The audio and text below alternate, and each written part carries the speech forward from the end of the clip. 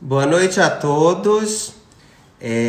Eu sou Fábio Gênix, estou aqui em nome da Sociedade Paulista de Reumatologia para iniciar uma live, mais uma live informativa, que vai ser uma conversa muito interessante com uma ortopedista, a doutora Tânia Mann, sobre o pé que dói.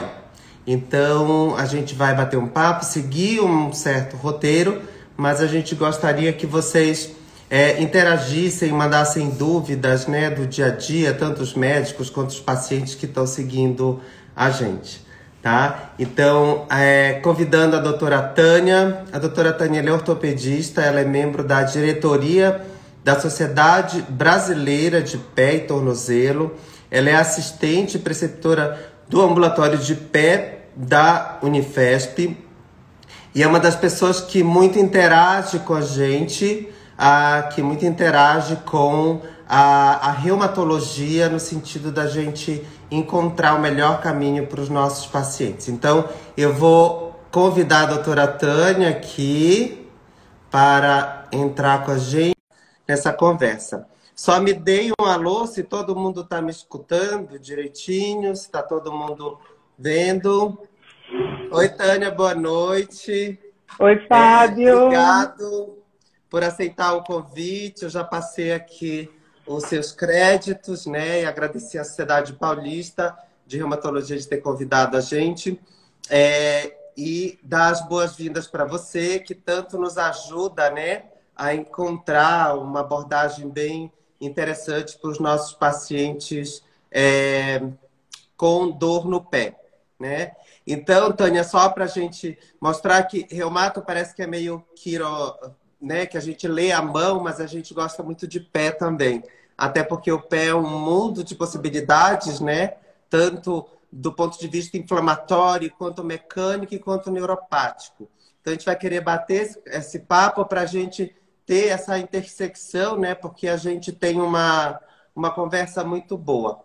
Então, eu vou querer, Tânia, te perguntar, assim, uma pergunta pessoal: por que que você, como ortopedista, resolveu, né, entrar numa especialidade, numa subespecialidade que é o pé? Conta pra gente essa história e qual esse interesse nos pacientes da reumatologia em específico. Bom, vou começar agradecendo o Fábio por me receber aqui hoje e a Sociedade Paulista de Reumatologia pelo convite. Eu tenho um carinho muito especial e uma conexão muito grande com os reumatologistas, então eu estou especialmente feliz e orgulhosa por poder estar falando para esse fórum que eu respeito muito, a gente trabalha realmente muito junto, então estou muito feliz. Então, vamos falar sobre a ortopedia e sobre pé. Durante a faculdade, eu fiz tudo, na verdade, para ser dermatologista, mas como eu fiz Santa Casa de São Paulo e a ortopedia é muito forte lá, no 5º ano, quando a gente faz o internato, eu acabei me apaixonando pela ortopedia. E aí começa um pouco da história do pé, ou seja, a ortopedia ela é muito transversal. Tratar do aparelho locomotor, você pega esse indivíduo previamente saudável e com as suas interações cirúrgicas ou clínicas, você devolve ele para a atividade. E então isso me encantou bastante, essa transversalidade da especialidade. Ocorre que, por vários momentos na minha residência médica, eu passei no pé. E o que mais encanta do pé é porque são 28 ossos e todas as articulações produzindo, seja movimento, então, ora o pé de forma rígida, ora o pé flexível, dissipando a carga que ele precisa dissipar para transmitir energia e movimento, foi o que me encantou muito. Ocorre que é uma especialidade muito dinâmica, então, num dia de consultório, dificilmente eu tenho aquela monotonia de ver artrose de quadril, artrose, ligamento, ligamento, ligamento. O que acontece é que eu acabo vendo muitas doenças e é um cenário muito desafiador para a gente. Sim, então é bem interessante mesmo, né? Porque o pé, ele é bem desafiador, até porque é uma articulação, às vezes, subestimada, né? pelos outros colegas clínicos, e tanto é que a gente tem que tirar, porque demanda um pouco mais de trabalho você pedir para o paciente tirar o sapato, para você examinar o pé, para você examinar a marcha, né? Mas o diagnóstico ele é muito importante, então para a gente reumatologista, né, a gente tem todo um roteiro de investigação que a gente pergunta tipo de dor, irradiação, e depois a gente vai sobre os demais aparelhos, sobre as outras articulações. Então, sempre a gente procura uma explicação sistêmica, né? Uma explicação que explique todos os sintomas do paciente, né? Então, dentro desse leque que a gente chama, né, o pé inflamatório, o pé mecânico, o pé neuropático, e a gente ainda tem um misto disso. E eu queria saber de vocês, ortopedistas, se esse roteiro de avaliação, né, se de fato a gente considera todo essa holística do paciente de um ponto de vista geral, ou se acaba focando um pouco mais do ponto de vista biomecânico. E o que, no ponto de vista biomecânico, você faz na história do paciente que te salta aos olhos, assim, do ponto de vista biomecânico, do pé ortopédico? Bom, muito bem. Começa, e esse ponto da anamnese que você traz, ele é muito importante, né, Fábio? Então, a primeira grande diferenciação começa no queixo e duração, então, se é uma coisa mais crônica ou uma mais aguda. Então, sempre você vai ter essa divisão se esse paciente vem carregando esse processo de muito tempo, e aí a gente começa a se confundir um pouco mais com as causas inflamatórias e vai explorar muito mais isso na anamnese, ou se é alguma coisa mais aguda. E sendo mais aguda, é possível de se estabelecer o exato momento? Então, o que eu explico bastante para os meus pacientes é que os tecidos, eles têm um ponto de tensão, eles têm um ponto que eles conseguem receber carga até que ele se deforme e rompa e comece a provocar inflamação e dor. Esses pacientes com histórias crônicas, a gente acaba tendo que investigar muito mais. Então, quando o paciente começa com uma história, há 10 anos eu tenho isso, eu vou buscando, ainda dentro do crônico, últimos eventos, porque ele sempre está dentro de um equilíbrio. Então, o último evento pode ser parou a medicação, aumentou a caminhada, começou a limpar a casa, ou mesmo ficou mais em casa por conta do Covid. A gente teve muito isso agora durante a pandemia, que foram essas últimas alterações precipitando o início ou a acentuação de um quadro doloroso. Sim. Dentro dos fatores, né, que a gente acha sempre, né, Tânia, quando a gente pesquisa, além das doenças sistêmicas, né, que o reumatologista ele vai atrás de doença metabólica, inflamatória, procurando aquele pé também de doença microcristalina, enfim, dor nas costas, procurar as espondiloartrites.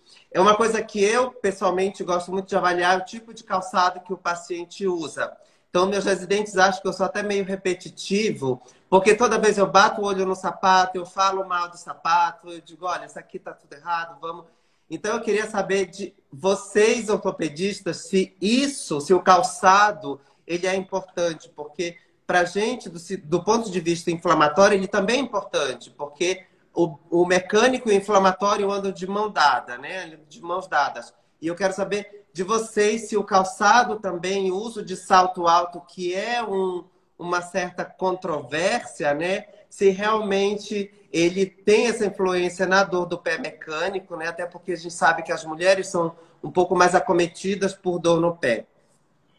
Muito bem. Essa pergunta ela é muito boa e acho que é uma que sempre trazem para a gente. Então, assim, os calçados, eles são muito importantes e eu quero transmitir o racional dessa importância. Ocorre que, depois que o pé está apoiado no chão, você precisa fazer o rolamento desse pé. Então, depois que você já tocou o solo, esse pé você precisa deslocar-se sobre ele até que ele saia do chão novamente, que a gente chama de rolamentos. Para um pé saudável, isso é relativamente fácil de ser executado. Para um pé doente, isso acaba sendo mais difícil. E aí, quando esse paciente já vem vindo, na marcha dele, você consegue avaliar isso logo na primeira avaliação, né? Depois a gente faz uma avaliação no exame físico. Em qual desses pontos esse paciente está brigando ou está tendo mais dificuldade? E os calçados, aonde eles entram? Os calçados em geral, os calçados que tem um solado mais rígido e que tem a parte anterior, que a gente chama de ângulo alfa, mais alto, eles vão ajudar nesse rolamento. E eles vão ajudar nesse rolamento tanto para os pés patológicos, então, para os pés de pacientes que têm dificuldade desse rolamento, mas também ajudam, por exemplo, no seu pé. No meu pé, que pratico corrida, ele tem um ângulo mais alto para que eu consiga desprender mais rápido meu pé do chão até que eu siga no próximo passo. Então, a primeira dica é que esses calçados, e os esportivos fazem muito bem isso, eles diminuem o tempo de contato que esse pé precisa ser ativado para fazer o desprendimento.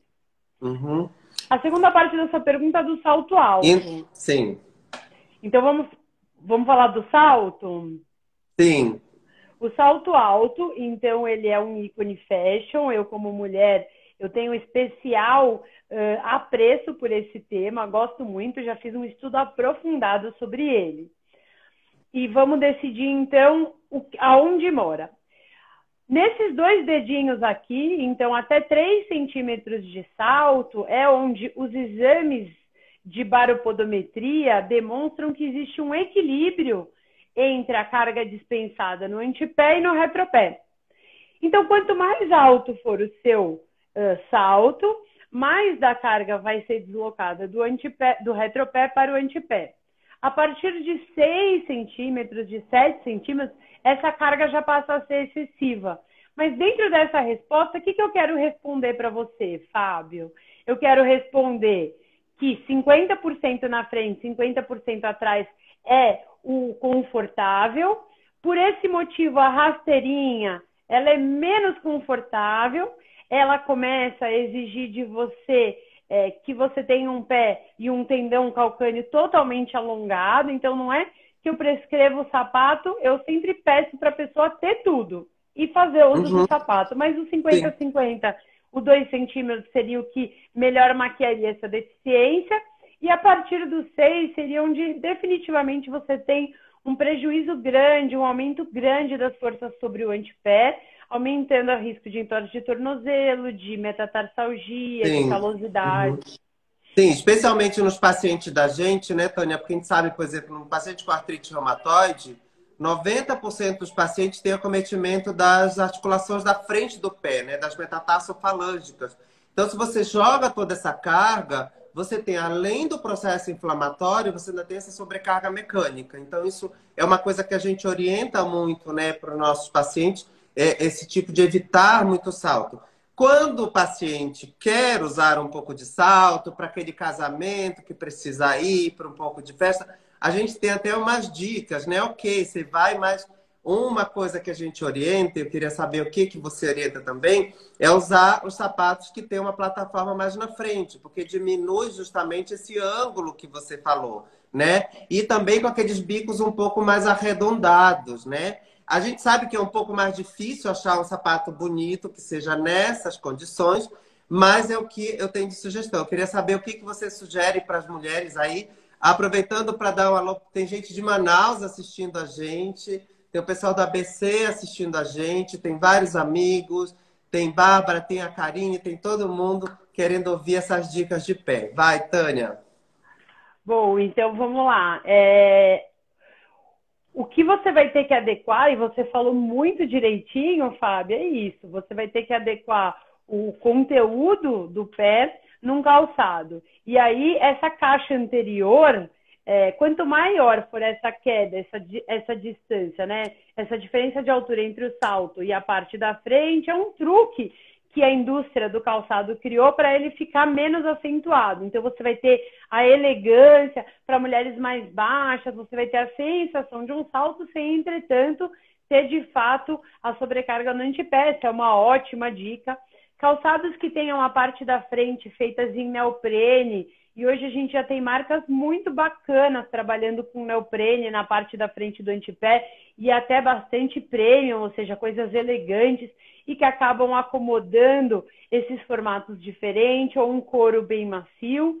e economizar também nesse tempo. Então, se você vai a uma festa, você vai, igual você falou, você vai usar menos tempo e depois você vai trocar por um calçado mais confortável. Mas eu quero dar uma dica importante aqui que o paciente, principalmente com artrite reumatoide, não pode errar, Fábio. Nos períodos que ele está em atividade, que ele está em artrite, que você tem, de fato, uma distensão, uma sinovite, que você tem um processo inflamatório insuflando essa articulação, é absolutamente inadequado você usar qualquer tipo de salto. E não é só porque dói.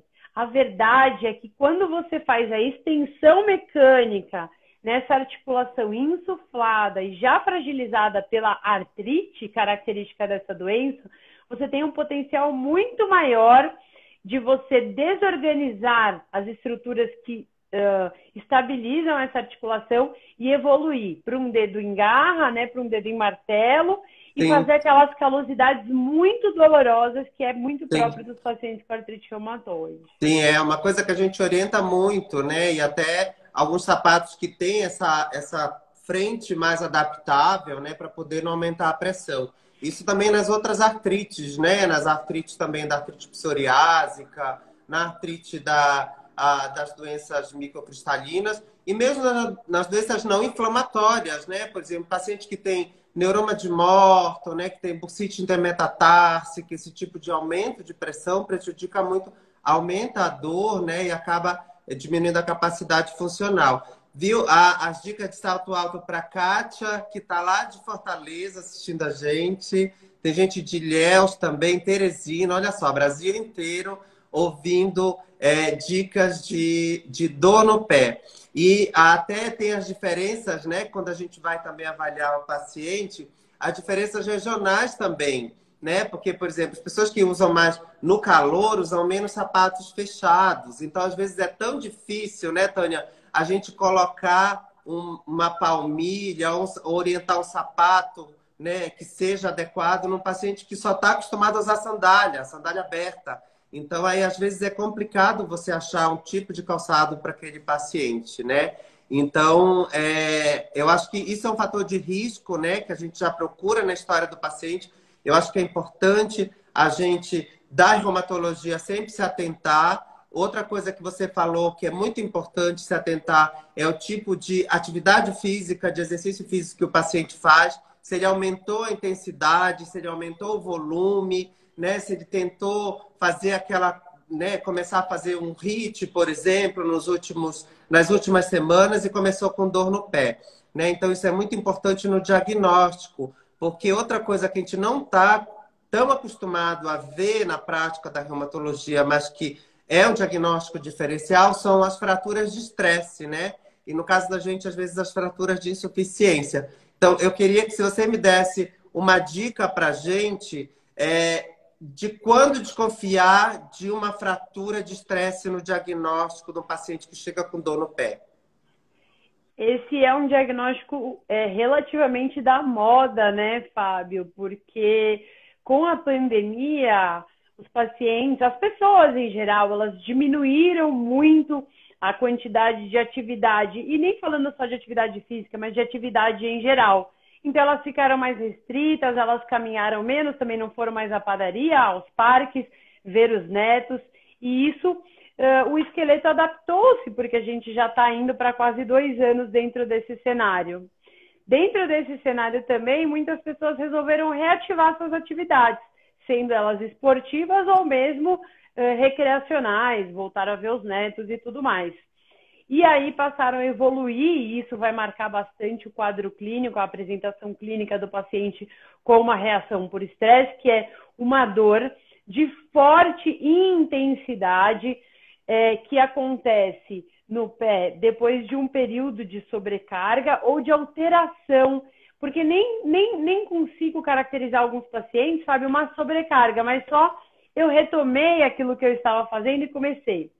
Ele não necessariamente vem acompanhado, e normalmente não vem acompanhado de uma hiperemia, mas vem sim acompanhado de dor e um aumento de volume, porque quase tudo que acomete o pé, Fábio, tem aumento de volume, porque o sistema de drenagem linfático do pé Sim. é insuficiente Uhum. de base. Uhum. Então, uma dor de início súbito, pós aumento de atividade, com inchaço, e uma dor forte à palpação de algum ponto específico, é quando a gente Sim. começa a pensar em reação por Isso. sobrecarga.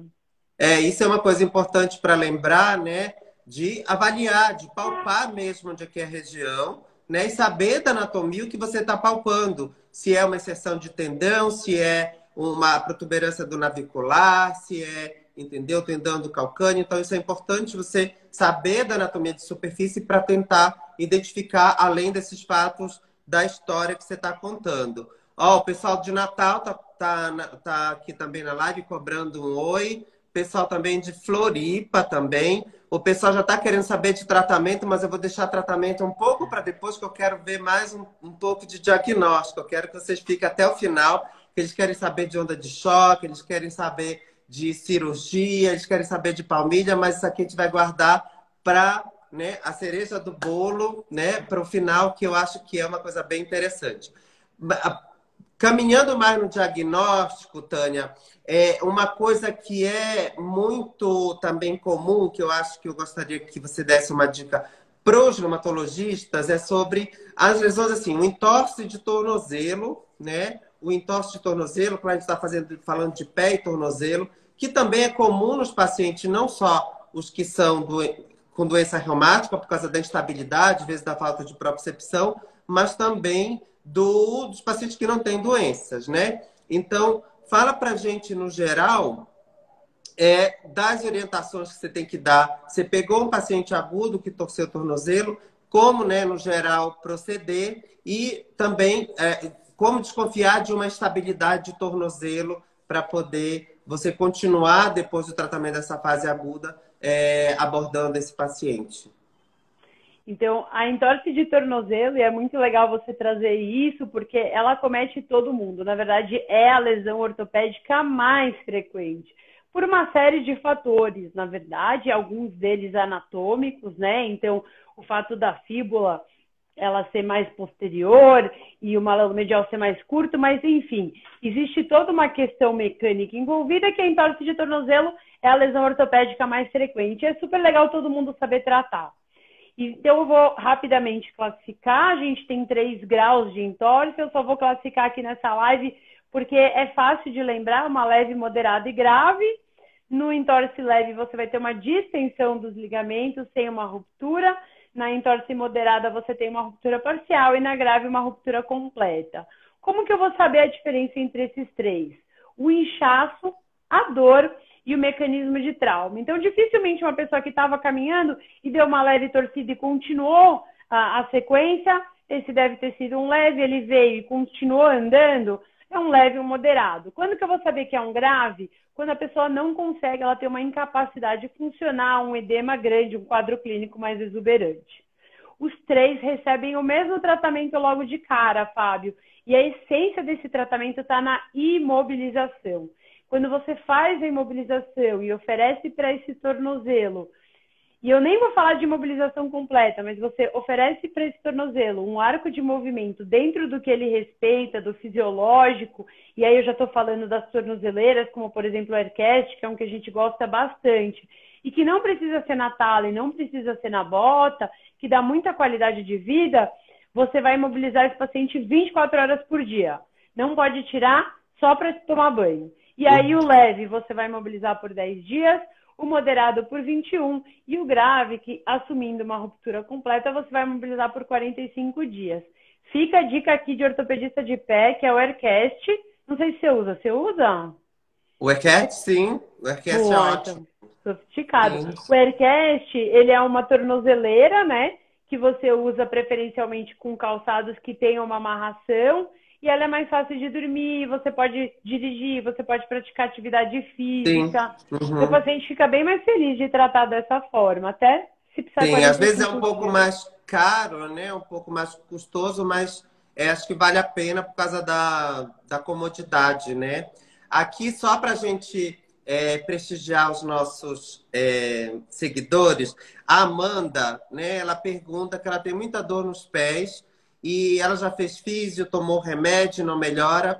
E o médico dela falou que é tendinite, se pode ser outra coisa. Bom, Amanda, do meu ponto de vista reumatológico, se não melhorou e você já fez tudo isso, tem que reavaliar esse diagnóstico, tá? Porque as tendinites, elas têm um tempo, né, autolimitado, chega uma hora que elas vão melhorando, e se você faz uma físio bem feita, se você respeita a limitação, diminui a sobrecarga, você melhora. Então, primeira coisa é reavaliar o diagnóstico, ver se não tem uma doença sistêmica por trás disso, né? Então, eu acho que tem que reavaliar esse diagnóstico, já que essa terapia não está andando. Isso é só um conselho geral que a gente está dando.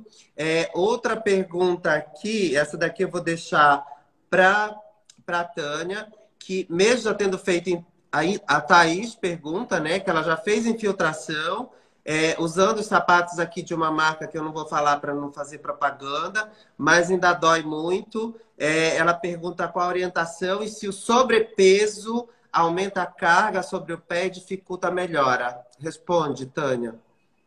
Mas eu só não entendi o quadro clínico inicial da Thaís.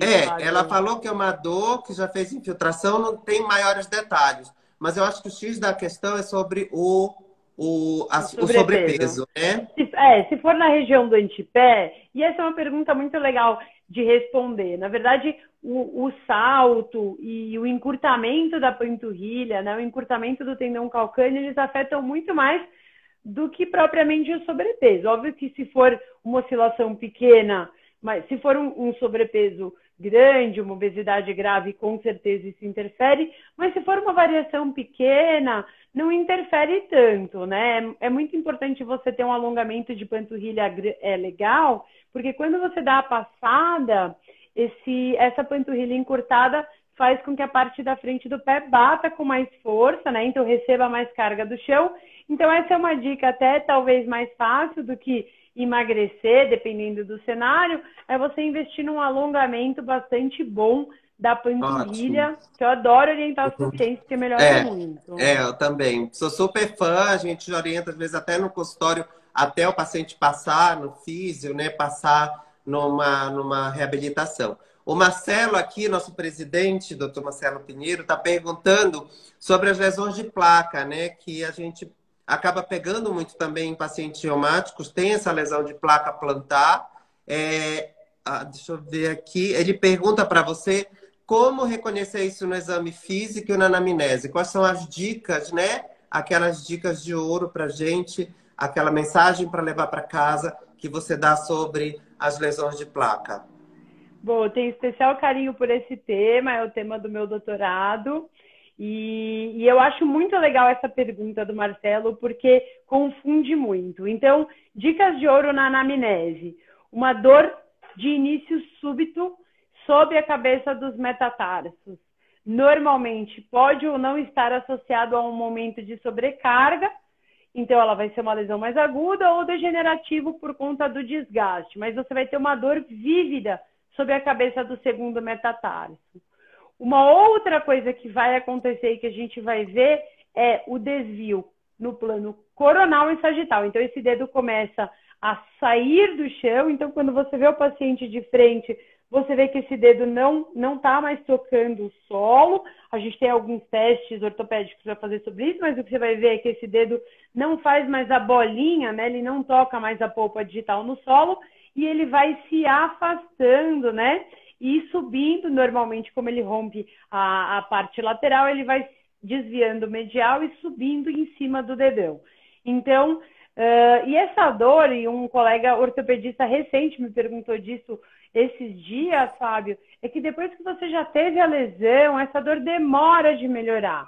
Você até pode fazer uma esparadrapagem, você até pode fazer uma palmilha, mas por se tratar de uma ruptura ou de uma degeneração de uma estrutura fibrocartilagínea de carga, é uma dor que pode durar, às vezes, 6 meses para melhorar, até mais. Tá. E o que, agora ele complementou aqui a pergunta, o que vocês têm feito para essas lesões de placa? Né? Lembrando que os pacientes da gente muitas vezes têm uma sinovite, né, uma artrite das metatarsos falângiques, junto com isso a lesão de placa, que acaba às vezes confundindo, mas especificamente para lesão de placa, o que vocês têm feito? Muito bem. Essa lesão, então, ela vai entrar no cenário das metatarsalgias, complementando o que o Fábio está falando. Então, esse paciente tem muita dificuldade, muita dor de progredir a marcha, né, de caminhar, ela tem muita dor no antepé. E aí a gente vai dividir entre os pacientes que ainda são... O tratamento conservador, ele tem resultados tímidos em relação a isso. Tem na literatura a possibilidade de você fazer uma esparadrapagem. Eu, pessoalmente, acredito menos, porque ela é uma estrutura fibrocartilagínea toda intrincada. Então, depois que você já rompeu, dificilmente uma esparadrapagem com o dedo em flexão vai refazer. Mas se for para dar conforto, Marcelo, acho que ainda vale a pena. Mas, agora, para tratar a lesão em si, nas lesões mais leves, nas degenerativas, ainda é possível a gente fazer um tratamento por artroscopia, em que a gente faz um enrugamento dessa cápsula e restabelece a estabilidade. Quando você já tem uma lesão parcial, a grau 1, grau 2 e grau 3, isso é um paper nosso, você faz a reinserção dessa estrutura. E a grau 4, não é possível reparar essa estrutura, então a gente faz uma transferência dos tendões flexores para o capuz extensor e devolve esse dedo para essa posição. Ótimo, obrigado, Tânia. Muito legal essa dica para gente. Aqui, emendando várias perguntas, né? A Daniele Scherer, e aí junta com a pergunta de uma outra paciente, que é a Marica, sobre fasciite plantar, né? A Marica, que é uma paciente, ela tem fibromialgia e tem fasciite plantar também. E a Daniele pergunta também para falar um pouco sobre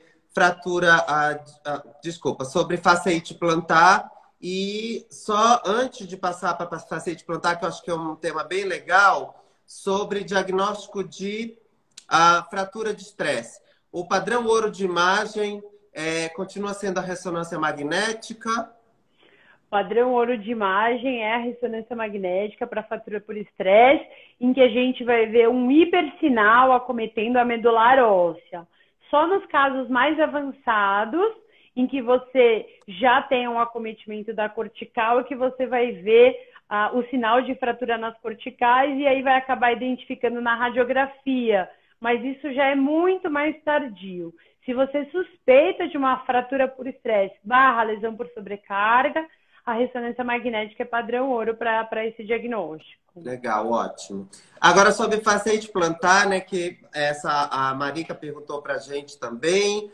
Tem uma outra paciente que chama Loja Lendária também, perguntou sobre fasciite plantar, sobre tratamento, se indica-se colágeno para o tratamento, né? E qual é a especialidade que trata fasciite plantar, Tânia? Eu gosto muito. É o pé e tornozelo que trata. Vamos ver, né? Eu acho que todo mundo que está trabalhando com locomotor e a fasciite plantar, vale a pena a gente explicar na live. Então, a fáscia plantar, ela é essa estrutura que fica na planta do pé, né? Que tem como objetivo, ela é um estabilizador estático do arco do pé. Bárbaro. Ou seja, você pisou no chão, ele já está atuando. E por que a fasciite plantar ela é tão prevalente na população? Porque a gente muda muito o quanto a gente pisa. Então, a gente pisa muito, pisa pouco, começa a correr, para de correr, fica em casa no Covid, muda o calçado. Então, esse estabilizador, ele recebe cargas de forma muito heterogênea e aí acaba ficando sobrecarregado. E aí, dando essa inflamação na origem, né, no calcanhar, que o quadro clínico é essa dor muito forte, normalmente relatada pelos pacientes em pontada, no calcanhar, pior na primeira pisada da manhã ou na primeira pisada a cada momento. A fasciite plantar, eu acho que todo mundo pode tratar, mas poderia até ser um tratamento simples de fazer, porque a gente tem diretrizes falando, Fábio, que o alongamento da panturrilha, 3 minutos, 3 vezes ao dia, tem excelentes resultados. Eu brinco com os meus pacientes que é meu melhor produto. Nem eu te operando, você fica... É barato, é um tratamento barato, fácil de fazer em casa, né? Claro que Então, o tratamento, então, colágeno não está indicado, não tem nem estudo, né, com colágeno para paciente plantar, se alguém perguntou. Os pacientes com fibromialgia, eles podem ter outras doenças, né, dos tecidos moles, então, muitas vezes a gente tem que controlar a doença de base, então, isso que a Tânia falou, é importante que um especialista do aparelho locomotor veja um paciente desse, e se não estiver melhorando, né, Tânia, a gente tem que procurar o que tem que corrigir de fator de risco. Ou é um paciente que continua usando, talvez, que não está alongando direito, é um paciente que tem uma doença metabólica, uma doença inflamatória, então a gente tem que ir atrás, né, que investigar essa doença e controlar também. Porque a gente sabe que as nossas doenças, especialmente as espondiloartrites, né, elas começam com as entesites, as tendinites. Então, passam desapercebido muito tempo porque o paciente fica sem diagnóstico achando que é só uma causa biomecânica. Então, lembrando que a gente trabalha em conjunto, ninguém quer concorrer, ninguém quer tirar do campo do outro, mas a gente quer, né, agregar, a gente quer adicionar as nossas especialidades e trabalhar em conjunto, né? Então, eu acho que muitas vezes a gente precisa do colega para, né, melhorar esse diagnóstico, para dar uma luz no tratamento. Então, por isso que, mais uma vez, obrigado por estar aqui nessa conversa com a gente sobre isso. Então, falando sobre alguma dica sobre fasciite plantar, além do alongamento, eu gosto muito também do fortalecimento, né, da panturrilha, fortalecimento excêntrico, né, aquele que você faz alongando o músculo, porque você acaba ganhando força e também melhorando o alongamento e também, mais uma vez, corrigindo os calçados e muitas vezes o tipo, né, o gesto esportivo que o paciente está fazendo de atividade física, né, Tânia? Mais alguma dicasinha sobre fasciite plantar que você acha que é importante? Regularidade nesse alongamento, porque normalmente, como é o que dá mais trabalho, Fábio, é o que o paciente desencana primeiro. Então, reforçar a importância disso para o paciente e nessa dose, 3 minutos, 3 vezes ao dia. O que acontece no meu consultório, não sei se acontece no seu, você me fala, o paciente faz, aí ele fica bom, aí ele para de fazer, aí ele volta em 3 semanas, que eu mando voltar em 3 semanas, para checar se está executando certo, porque às vezes está executando errado. E aí ele fala assim, doutora, aquele alongamento que você me ensinou é fantástico. Em 2 dias, em 5 dias eu estava bom. Aí eu parei de fazer, voltou, menina, você acredita? Eu falo, eu acredito. Então, regularidade, porque você sempre vai estar sobrecarregando esse tirante, e informação, avisar para o paciente que isso não é um evento isolado, exceto se for, todos esses casos que o Fábio falou é super importante, se for uma entesite, se for um cenário mais inflamatório, a gente tem que tomar outros cuidados, de todos os cuidados que esse paciente já tem que estar, então se não é inflamatório, mas regularidade, falar, olha, nunca mais você vai deixar de envelhecer, se Deus quiser, e nunca mais a gente deixa de oscilar a carga. Então, você sempre tem que ter a disciplina de ficar fazendo esses alongamentos, mesmo se você já melhorou. Sim. Só mais um detalhe, só para a gente terminar essa parte da fasciite. Se a crioterapia, né, a Dani está perguntando, tem a Andrea também perguntando sobre crioterapia, se ajuda nesses casos. Eu, assim, não gosto de meio físico, até porque tem uma ação muito rápida, muito frustra, só como analgésico, né? E quando eu tenho uma lesão aguda, mas quando a lesão é crônica, principalmente, né, de tendão, as tendinopatias, as entesopatias, o gelo não tem ajuda nenhuma, né, para lesão crônica, e acaba o paciente perdendo o tempo que era para fazer aquele alongamento, fazendo uma crioterapia. Então, não que esteja contraindicado, mas eu acho que não tem um benefício que seja relevante. Você indica, Tânia? Concordo totalmente com a sua resposta, acredito 100% no que você falou. E ainda, assim, é uma medida de conforto, né? Mas eu gosto de comunicar assim para o meu paciente. Ele não te leva do ponto A para o ponto B, então você não está produzindo nada. Então, essa sensação de melhora, ela é fugaz.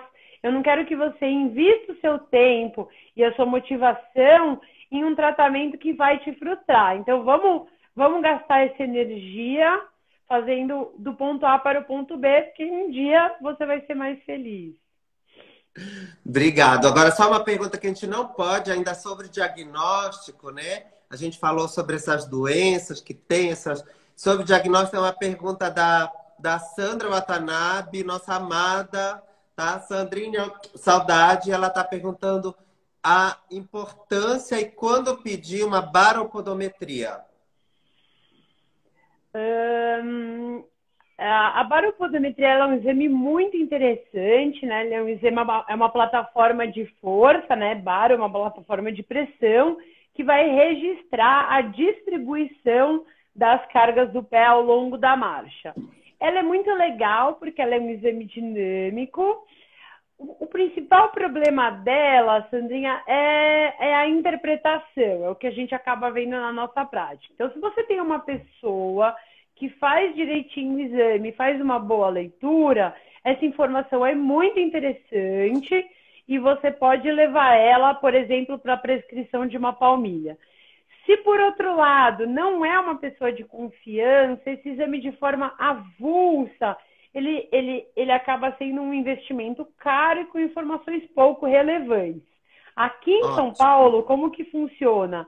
Normalmente a pessoa que vai fazer a palmilha faz uma baropodometria, está no pacote.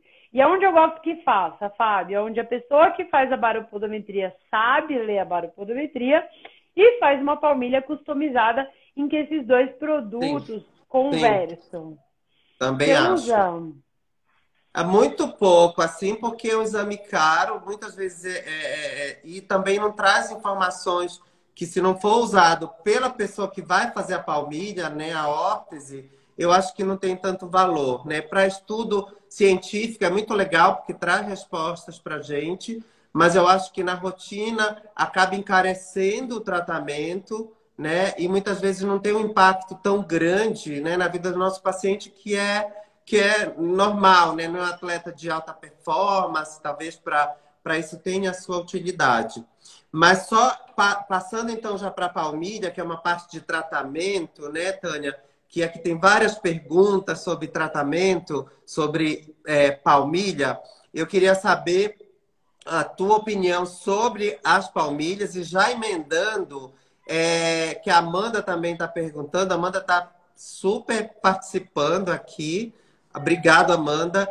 Sobre taping. Fala pra gente indicação e se você usa palmilha e taping.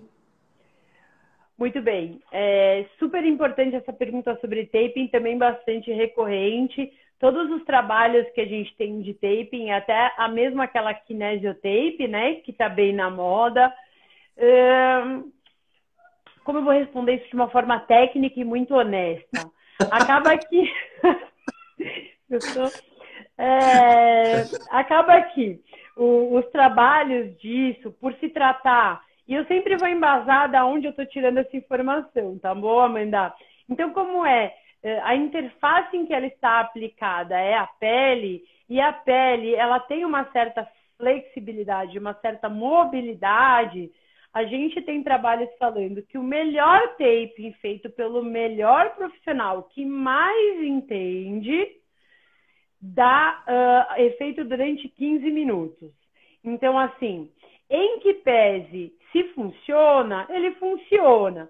Mas o tempo pelo qual ele funciona é limitado. Tem pacientes que adoram, Fábio. Mesmo que eu fale que dura 15 minutos, ele se sente bem. Tem uma questão proprioceptiva, tem uma questão totalmente... Então, eu não desestimulo, ainda que eu seja transparente de falar. O efeito dura 15 minutos.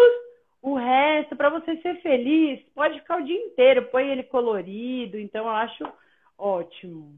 Sim, até porque também é meio fashionista, né? Tem várias cores de tape, então até tem esse apelo, né? Mas é isso que eu queria que você respondesse, que a maioria dos estudos não mostram uma ação tão duradoura, né? Mas tem um efeito que às vezes até meio proprioceptivo, indireto, que faz o paciente lembrar daquela articulação, daquele segmento e proteger um pouco mais, por exemplo, no ombro, que usa também. Mas se não for, né, gastar muito dinheiro do paciente, se não for muito caro, até porque sempre está associado com uma reabilitação, uma parte de cinesioterapia, eu acho que também pode ser até válido, porque não vai roubar o tempo do nosso paciente em que ele deveria estar fazendo um exercício terapêutico para pro pé. Então, já passando também para tratamento sobre ondas de choque, que aqui uma nossa seguidora muito amada,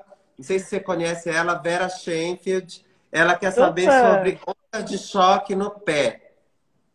Então, um beijo especial para Vera Sheinfeld, que foi a primeira a entrar nessa live, já está há horas falando que ia aprender tudo com a gente, e tira muitas dúvidas sobre pé. Vamos lá, terapia por ondas de choque. De novo, eu vou procurar ser muito técnica, eu não tenho nenhum problema com paixões, mas eu acho importante a gente ser transparente sobre o que tem evidência na literatura. Terapia por ondas de choque, então, ela tem boa evidência para fascite plantar, é o que a gente tem melhor indicado quando a gente fala de pé e tornozelo. A gente tem alguma evidência para as tendinopatias do Aquiles, ainda um pouquinho controverso na medida em que as entesopatias são diferentes das tendinopatias propriamente dito. A gente tem um trabalho do Nassim, meu colega da Escola Paulista, que fez com entesopatia com grupo controle, entesopatia do Aquiles, e não viu diferença. E a gente tem algumas pessoas falando bem. No geral, o que eu gosto? Terapias por ondas de choque é uma ótima alternativa quando você já explorou as alternativas que são mais baratas, que são mais mecânicas, e ainda assim você tem um processo inflamatório que cisma em persistir. E aí eu acho uma boa alternativa Sim. para consolidação, para fratura por estresse, para fascite. O que você acha disso? Não, eu também uso, né? Mas, claro, né? Depois de você modificar calçado, depois de você fazer uma reabilitação bem feita, então principalmente para facete plantar, né? Quando você tem aquelas entesopatias calcificadas, eu acho que tem uma resposta boa. E o que faltou aqui, eu estou falando um pouco rápido, porque a gente está com o tempo para acabar, sobre as palmilhas. Bom, eu adoro palmilha, a gente acha que é uma intervenção que tem evidência, principalmente nos nossos pacientes com doença inflamatória, com artrite reumatoide, com as espondiloartrites, que ele melhora a dor e função, tá? Mas a gente tem que ficar bem consciente de que é uma intervenção que não vai mudar, tá, a biomecânica do paciente do ponto de vista de alterar aquela deformidade que ele tem, tá? E também os efeitos a longo prazo na progressão da doença inflamatória não são comprovados. Então, o que a gente tem é um conforto de melhorar dor e função do paciente enquanto a gente faz todo o tratamento medicamentoso, né? Isso também tem que pesar o custo-benefício, porque não é uma intervenção que seja tão barata.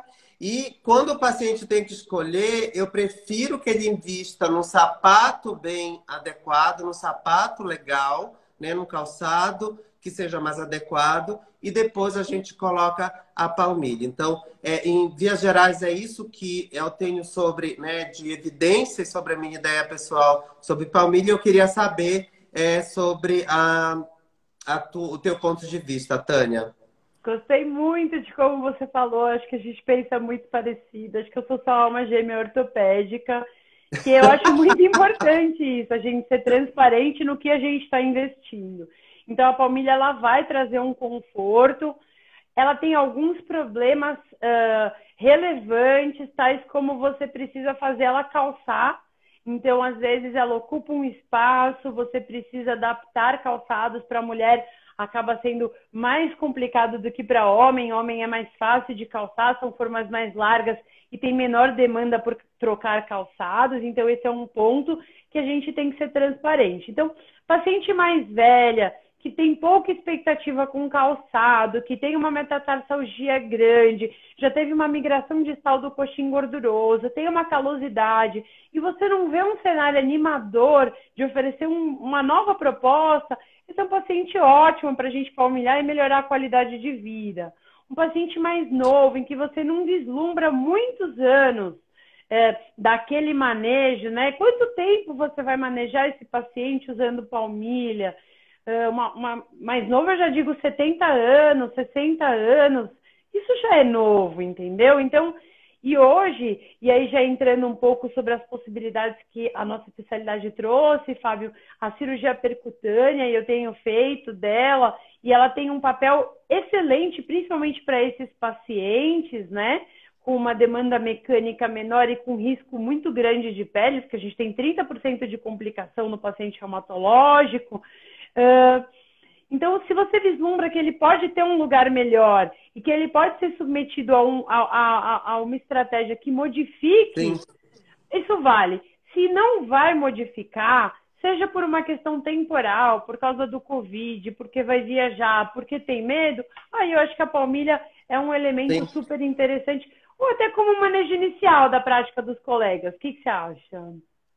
Não, eu acho que também isso, como a gente está acostumado a pegar pacientes mais crônicos, que tem uma doença mais progressiva e que né, a gente tem todas as limitações de fazer uma intervenção mais agressiva, uma cirurgia aí que a gente vê que não vai mudar tanto o cenário dele, eu acho uma alternativa assim, muito válida e que tem evidência, né? A gente trabalha também com evidência, então a gente investe, né, numa palmilha bem feita. E isso é uma coisa que sempre chama a atenção dos residentes, é examinar o pé do paciente antes. Porque não adianta você palmilhar um pé que já está com a deformidade toda fixa, que já tem, né, as articulações todas já anquilosadas, porque ao invés de você ajudar esse paciente, você vai até aumentar pontos de contato, de pressão, que vai prejudicar esse pé. Tá? Então, essa é a ideia da gente sobre palmilha, mas a gente acha que é uma intervenção válida junto com todos os outros arsenais que a gente vai usar. Modificação de calçado, exercício, controle da doença, etc. Passando para infiltração, é só para pegar todas as perguntas. Para neuroma de Morton, se você faz, eu faço, tá? Até quando está bem dolorido, eu acho que dá um alívio para o paciente. Claro que junto com modificação de calçado também, muitas vezes, né, tentando investigar outra doença sistêmica por trás. E eu queria saber se você faz e que medicação que você infiltra, que foi a pergunta aqui. Muito bem. Infiltração. O neuroma de Morton, então, ele é uma fibrose perineural, ele é um espessamento inflamatório ao redor do nervo, normalmente por conta de sobrecarga, de tal forma que esse nervo acaba ficando mais volumoso e por se tratar de um lugar já muito apertado, você tem... Então, a gente precisa resolver esse problema de espaço. Por que eu faço esse descojo? Porque a gente tem um problema de espaço. A gente tem um nervo espessado para acomodar entre a cabeça dos metatarsos.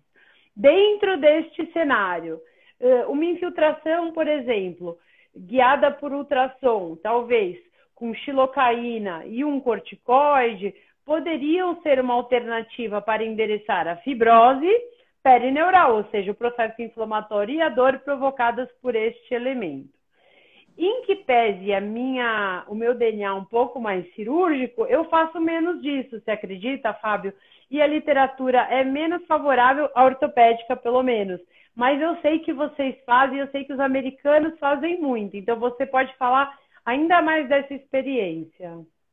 Sim, não. Eu tenho uma experiência boa, sim, né? Eu faço a dexametasona de depósito junto com a xilocaína, né? Depois de ser dado o diagnóstico. E trabalho com todas as orientações ergonômicas que a gente dá também, né? Porque muitas vezes o paciente usa um sapato super inadequado, isso é bem comum em mulher, um sapato muito estreito que acaba aumentando essa pressão e às vezes você parte para um outro tratamento, por exemplo, cirúrgico, e não corrige o calçado desse paciente. Então, às vezes, só você fazer isso eu tenho resultados bons. Eu sei que as evidências não são tão contundentes, mas é uma intervenção relativamente segura quando você faz, né, com treinamento, né, e num ambiente que seja apropriado. Então, eu acho que é uma alternativa, sim. Outra pergunta aqui, também perguntaram sobre cirurgia para hálux rígido. quando você indica, né? E o que você faz? Eu acho que é uma questão que é bem comum, né, no meio da gente. O hálito rígido super comum também, confunde muito com gota, né? Confunde com a podagra. E vamos lá, então o hálux rígido, que é a artrose da primeira metatarso-falângica, né? A artrose do hálux, você tem uma degradação da superfície articular. Então, quando você está nos momentos mais iniciais da doença, em que você ainda tem uma superfície articular, mas sem uma destruição grande dessa superfície articular, ainda é válido, viu, Fábio, usar o ácido hialurônico, por exemplo, para melhorar a viscosidade e o deslizamento propriamente dessa articulação e melhora barbaramente o quadro de dor, tá bom? E aí depois, quando você vai evoluindo com essa artrose metatarso-falângica, ainda quando você tem um grau 1 ou um grau 2, que você ainda tem superfície articular, eu gosto muito das cirurgias de salvamento, ou seja, você faz uma osteotomia de descompressão dessa articulação, ganhando então de novo esse espaço e poupando essa cartilagem. E quando você já tem um grau mais avançado, os grau 3 e 4 de Coughlin, você já não tem mais uma superfície interessante e é uma das poucas cirurgias da nossa especialidade que é nível de evidência B, ou seja, para artrodese da metatarso-falângica. Mas também tem muito frisson sobre essa artrodese, ela não é tão incapacitante, nem mesmo de usar um saltinho. Então, ela melhora bastante a dor e a qualidade de vida desses pacientes. Mas se você tem um paciente que está nesse cenário, ácido hialurônico, cirurgias descompressivas, faz logo e preserva essa cartilagem. E se, entretanto, isso evoluir, vale a pena já as artrodeses Sim. dessa articulação. Ai, obrigado, Tânia. É legal também esse estadiamento, né? Porque a gente viu que evoluiu, porque antigamente só faziam artrodese, né? Então chegava aqueles hálux já todo artrodesado, né? Soldado, que não mexia mais. Então hoje a gente vê que tem essa cirurgia de salvamento, então isso é bem legal o tempo, né? Mas eu acho que tem que ser conversado com o paciente também sobre as expectativas do resultado, né? Porque como você falou, olha, tem uns que dá até para usar um saltinho, né? Mas não é aquele saltão que se usava antes. Então, por isso que a gente precisa conversar sobre as expectativas do paciente. Tinha uma outra pergunta que era da Darluce, que é uma paciente que tinha uma doença reumática e ela fez, eu acho que cirurgia, ou ela fez algum procedimento e depois não conseguiu usar mais salto. Então, provavelmente, Darluce, é porque com a doença inflamatória, você deve ter perdido o movimento das articulações que deixam você usar salto. Então, por isso, você ficou com essa limitação, né? Mas, claro, cada caso é um caso. Mas, muitas vezes, qualquer procedimento que seja um pouco mais agressivo, né, Tânia? Acho que você pode falar melhor disso. Vai ter associado também uma modificação de estilo de vida. Perder peso, exercício físico, tipo de calçado, porque senão você não vai ter um resultado interessante. Isso tudo é super importante. Agora, olha que interessante uma coisa que a Darluce falou, que é uma dúvida que eu vejo muito nos meus pacientes, Fábio. E daí, porque eu fiz artrodese, assumindo que ela tenha feito isso, e pode ser, seja da metatarso-falângica ou qualquer artrodese, né? Eu vou perder o movimento e não vou poder mais. Qualquer coisa. Ocorre que esse movimento já está perdido. Então, a diferença entre o movimento que você tem e aquele que você vai perder, normalmente é pequena, porque esse corpo ele já está estabilizando essa articulação. Então, não é que você vai perder muito mais do que aquilo que você já tem. Sim. Mais uma coisa, lição. Então, a gente tem que, quando começar a doer nos pés, a gente tem que, né, procurar os profissionais que atuam nessa área. Taninha, nosso tempo está acabando. Tem um monte de perguntas, queria responder todo mundo. Lúcia, depois eu te respondo no inbox que você me perguntou, que ela está perguntando sobre marcas de calçado. E, Tânia, mais uma vez, super obrigado. Eu acho que todo mundo gostou. Foram dicas ótimas. Eu acho que é uma conversa que até daria mais, né, pano para manga aqui sempre. Obrigado mesmo em nome da Sociedade Paulista de Reumatologia, do Marcelo, da Nacife, que está aí. Um beijo e espero... A live vai ficar salva, gente.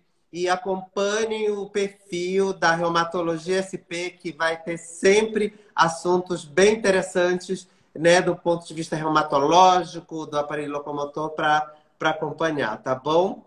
Taninha, dá boa Ah, noite só aí para a gente Bri- fechar.